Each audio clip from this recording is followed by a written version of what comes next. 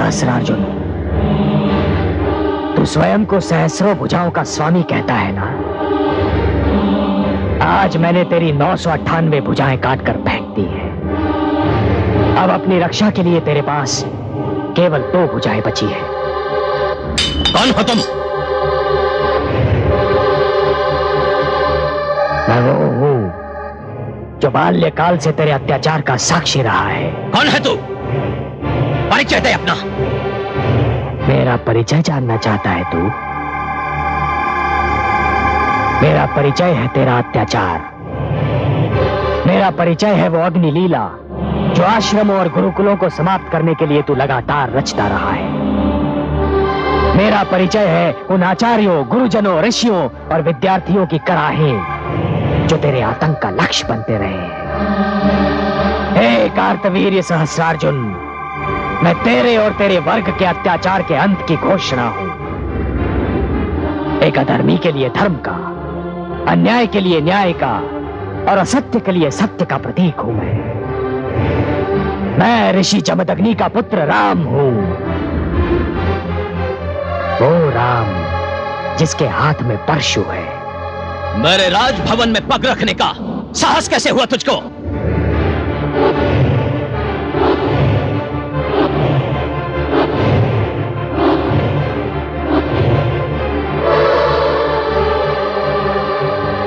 मैं तुझे ललकार कर जगाने और जगाकर मारने आया हूं सहस्रार्जुन।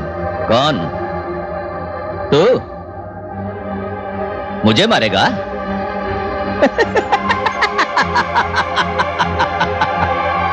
मैं तो समझता था कि यह मात्र कहावत है, परंतु नहीं, यह सत्य है कि जब वन के पशु को मृत्यु की इच्छा सताती है तो वो वन छोड़कर नगर की ओर भागता है।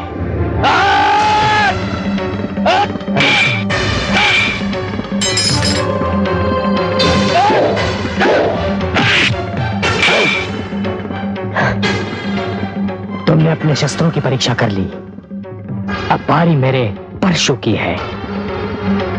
जम्बो! नहीं, रुक जाओ। मैं नहीं जानती कि तुम कौन हो वत्स, परंतु मेरे पति को क्षमा कर दो।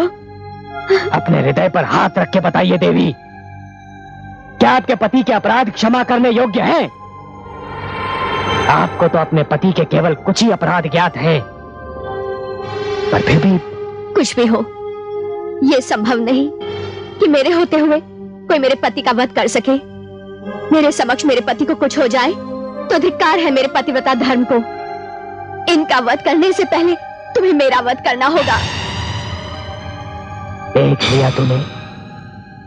लिया तूने, जिस नारी जाति का तेरी दृष्टि में कोई आदर सम्मान ही नहीं, जिस नारी जाति को तू केवल काम वासना की तृप्ति का एक साधन समझता है, वैसी ही एक नारी आज तेरे और तेरे मृत्यु के बीच एक दीवार की भांति खड़ी है, और तुझे अपने मृत्यु से बचने के लिए एक नारी के पीछे छुपना पड़ रहा है। कायर, धिक्कार है। हे देवी, आप मेरे लिए माता समान हैं, और केवल इसीलिए मैं आज आपके पति को क्षमा दान दे रहा हूं। परंतु यह स्मरण रहे देवी कि आपके पति की आयु बहुत लंबी नहीं है।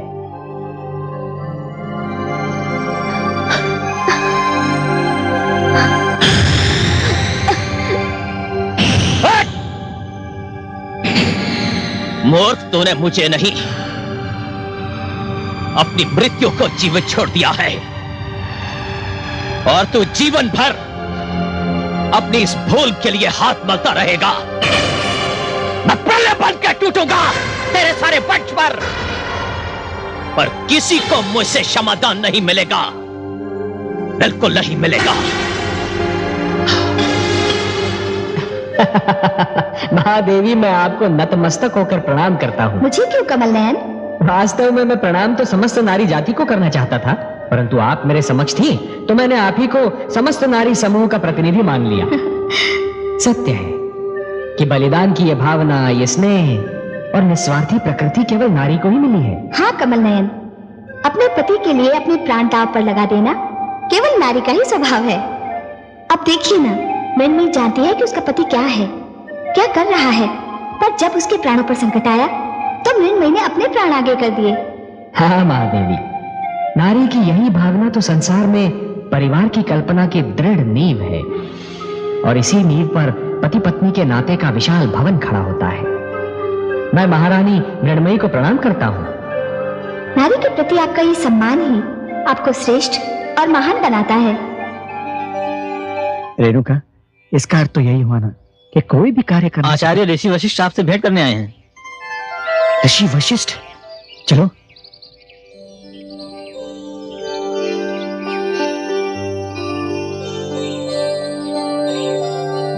स्वागतम स्वागतम ऋषिवर, स्वागतम। प्रणाम ऋषिवर।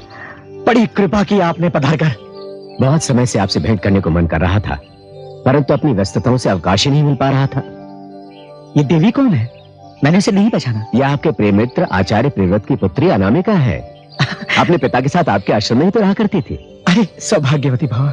आयुष्मती भव। ये तो बड़ी गुड़िया सी हुआ करती थी, इतनी बड़ी हो गई। आप पर जो कठिन समय बीत रहा है ऋषिवर, उससे मैं भली भांति परिचित हूँ। हर्ष ये है कि इन कठिन परिस्थितियों में भी आपके धैर्य के पांव नहीं लड़खड़ाए, अन्यथा उस दुष्ट सहस्रार्जुन ने तो अत्याचार की हर सीमा पार कर दी है। अत्याचार तो अत्याचार है ऋषिवर, पड़ता है तो मिट भी जाता है। धैर्य अपार सागर की भांति है, जिसका कोई छोर नहीं होता। आपका हमारा ध्यान रहा, इसके लिए मैं आपका आभारी हूं। ऋषिवर, मैं आपके लिए एक उपहार लेकर आया हूं, आशा है आप इसे स्वीकार करेंगे। आए दिन आपके इस आश्रम में अग्निकांड होते रहते हैं, उसमें या तो आपके पशु भस्म हो जाते हैं या घबराकर भाग जाते हैं। इन परिस्थितियों में आपके परिवार और आपके विद्यार्थी समूह का भरण पोषण एक समस्या है। मैं इसी समस्या का समाधान लेकर आया हूं, ये गाय सुशीला।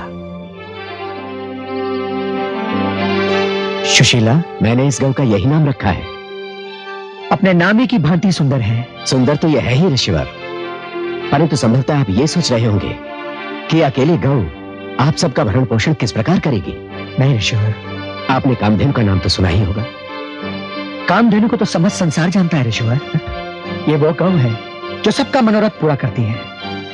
इसे धन धान जो कुछ भी मांगो सब मिलता है। यह सुशीला कामधेनु की ही संतान है और इसमें कामधेनु के सभी गुण हैं। ये आपके परिवार और आपके शिष्यगण सबका भरण पोषण करने के लिए पर्याप्त है। मेरे पास शब्द नहीं है आपका आभार प्रकट करने के लिए ऋषि वशिष्ठ। इसकी आवश्यकता नहीं है ऋषिवर। अनामिका को मैं अपने साथ इसलिए लेकर आया हूं कि सुशीला इसके बिना एक क्षण भी नहीं रह सकती, यहां तक कि इसके अतिरिक्त वो किसी चारा भी नहीं लेती। पुत्री अनामिका, तुम्हारा और सुशीला का मेरे आश्रम में स्वागत है। ऋषिवर, वत्स राम कहाँ है? राम, पुत्र राम, पुत्र राम, देखो कौन आया है।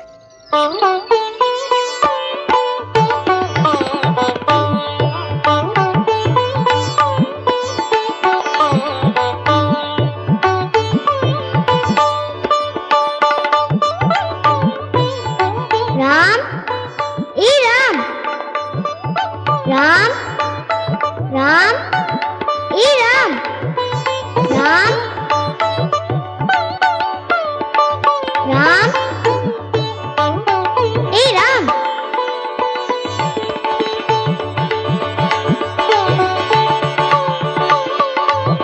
राम, ए राम। हटो सामने से। नहीं हटती। देख नहीं रही हो मैं बाण चलाने का अभ्यास कर रहा हूँ? देख रही हूँ। तो फिर हटो बीच से, वरना घायल हो जाओगी। हो जाने दो। एक तो दिन भर आश्रम आते नहीं और कोई यहाँ आए तो उससे भी सीधे मुंह बात नहीं करते। अच्छा बोलो। मैं तुमसे कुछ पूछने आई थी। शीघ्र पूछो और जाओ यहाँ से, ताकि मैं अभ्यास प्रारंभ कर सकूं।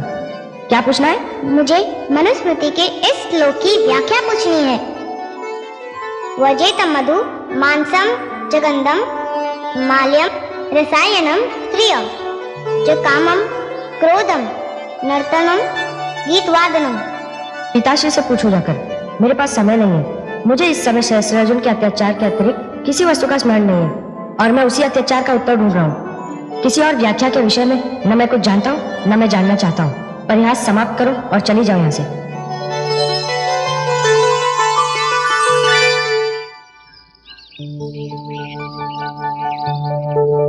ऋषिवर वशिष्ठ, प्रणाम ऋषिवर। यशस्वी भव। प्रणाम देवी। पुत्र, तुमने इन्हें नहीं पहचाना? पिताश्री, कुछ कुछ ध्यान तो आ रहा है, परंतु ये मेरे मित्र प्रियव्रत की पुत्री अनामिका है। छोटी सी थी तब यहाँ थी। ओह, ये वही छोटी सी कन्या है जिसका मुख एक क्षण के लिए भी बंद नहीं हुआ करता था। पिताश्री, अब ये इतनी बड़ी और इतनी गंभीर हो गई है, इसे पहचानना तो संभव ही नहीं। क्या मैं इतनी बदल गई हूँ कि पहचाने भी ना जा सकूं? हाँ, यदि पिताश्री नहीं बताते तो पहचानना असंभव था। किंतु मैं तो तुम्हें देखते ही पहचान गई। वो इसलिए कि मैं तो तनिक भी नहीं बदला। जैसा बाल्यकाल में था वैसा ही हूँ। ऋषिवर, मुझे आज्ञा दे। पुत्री अनामिका, सुशीला और उसके बछड़े को तुम्हारे संरक्षण में छोड़कर जा रहा हूँ। उनका ध्यान रखना। प्रणाम। प्रणाम ऋषिवर।